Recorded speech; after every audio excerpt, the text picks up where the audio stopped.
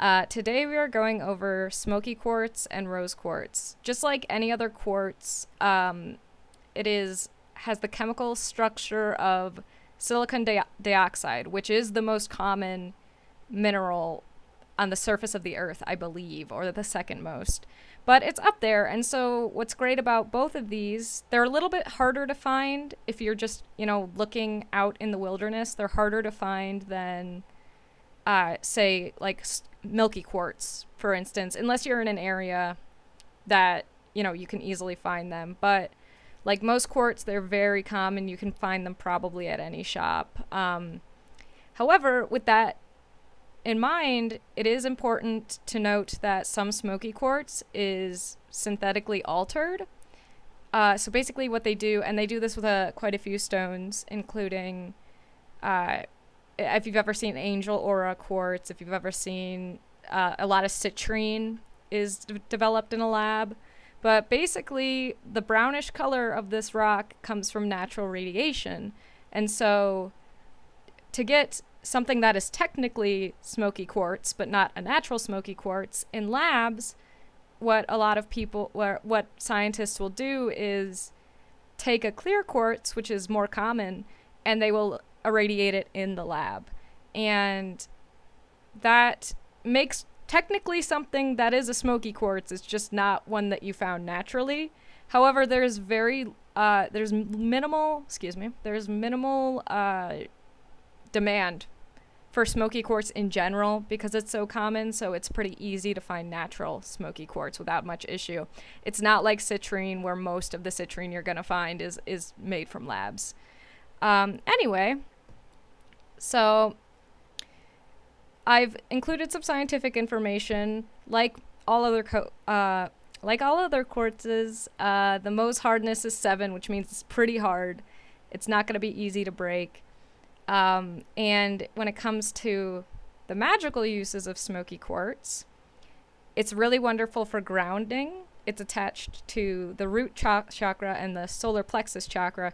So, and with many of these darker stones, they're wonderful for protection. They're wonderful for grounding. A lot of them kind of tie closely with the root chakra, which helps you remain balanced in your physical life.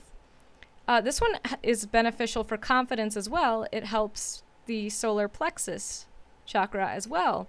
But it's particularly good for stability, intuition, confidence, protecting against nightmares.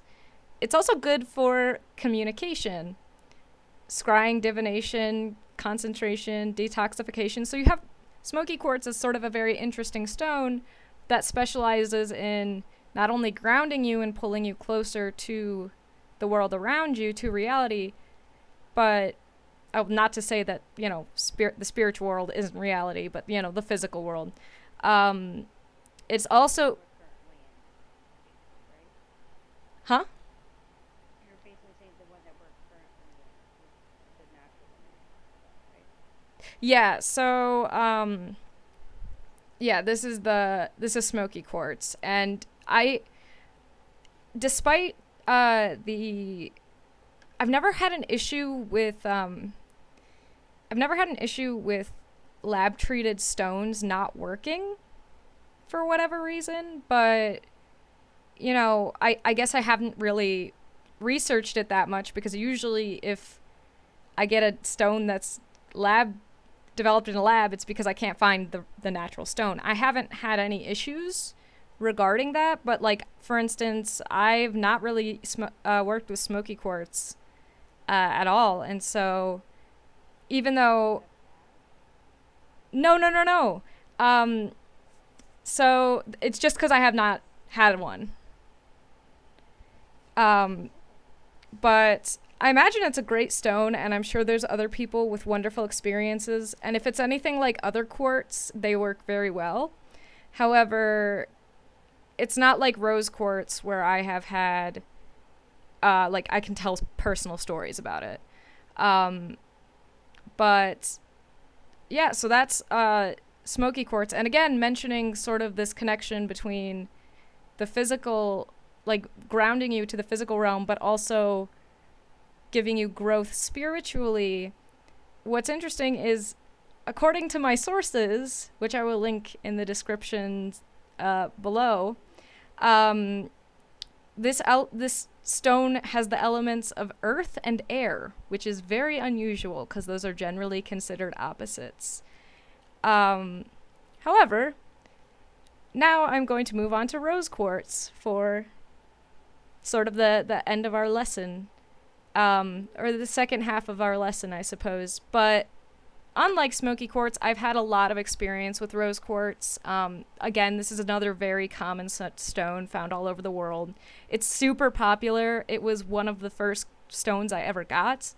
And it was like, I'm talking like one of the first like 3 stones I ever got. And initially I got it because I was hoping it would help me get a partner. That isn't what it helped me do. And even though it's known as the stone of unconditional love, I think sometimes that means that, you know, you have to learn to love yourself, because that's what rose quartz really did for me. It benefited me a lot when I was dealing with mental illness that wasn't treated properly.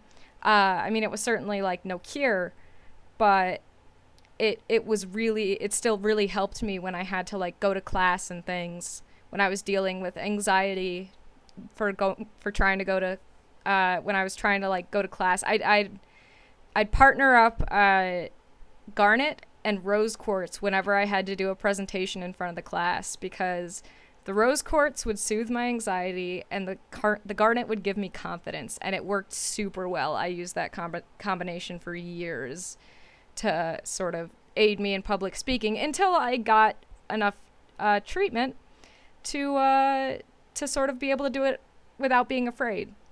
And then I sort of stopped using the stones after that. However, I would bring it to class all the time, especially in my first year of college. It's a wonderful stone to make you feel better about yourself, to help you relax, to help you calm yourself.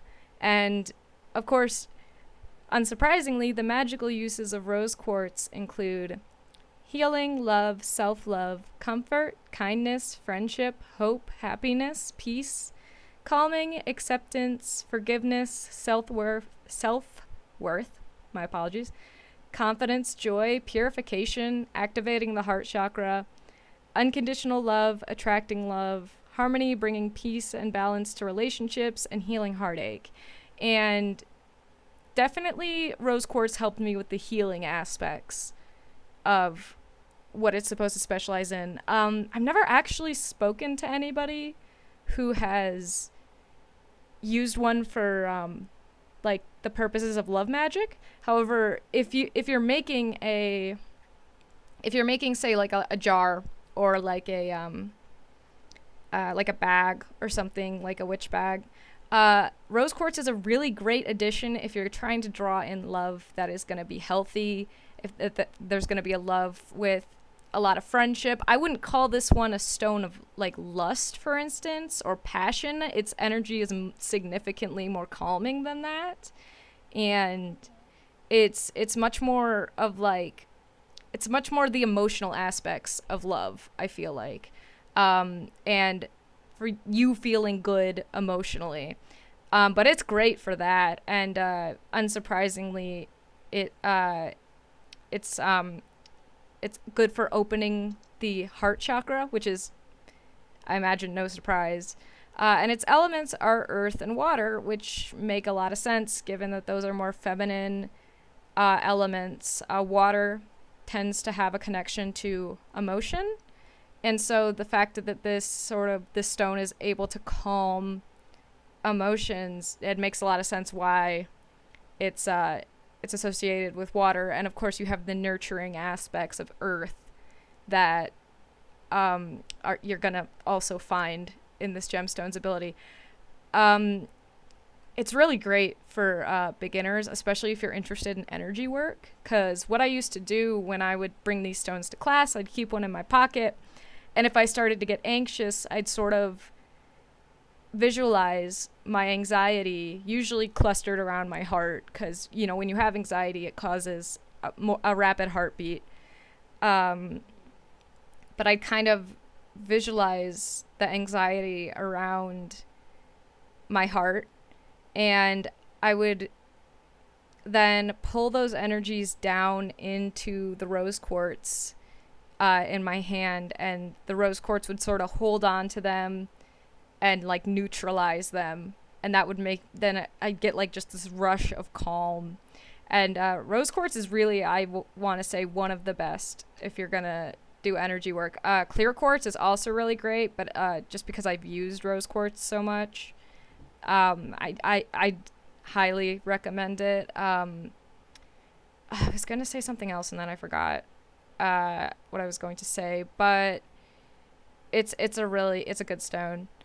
Um, and yeah, okay. And they are naturally abundant. These aren't going to be treated in labs or anything. At least not that I'm aware. I couldn't find any information about that. And they are naturally very abundant. So I highly recommend rose quartz because they are quite good. Smoky quartz, I've heard wonderful things about. However, I've never had one. So until I get to work with one, I won't be able to tell any personal stories. And with that, it's going to be our lesson for tonight. And do you have any questions?